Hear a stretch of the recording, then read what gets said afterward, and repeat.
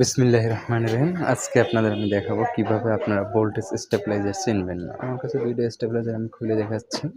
আপনাদের অনেকেরই সমস্যা, যেরকম আমরা স্টেবিলাইজার কিনি, কিন্তু স্টেবিলাইজার কেনার পর তারপর আমাদের ভোল্টেজের কোনো কাজ করে না, শুধু মাল্টিপ্লাকের মতো কাজ করে। কিন্তু সেই সমস্যাগুলো আমাদের হচ্ছে অ্যাভেলেবেল হচ্ছে মাল্টিপ্লাকের মতো কাজ করে। কিন্তু আপনারা আজকে দেখবেন যে শুধু স্টেবিলাইজার আপনারা যদি না চিনে কিনতে পারেন তাহলে কী অবস্থা, ভিতরে কিছু থাকে না।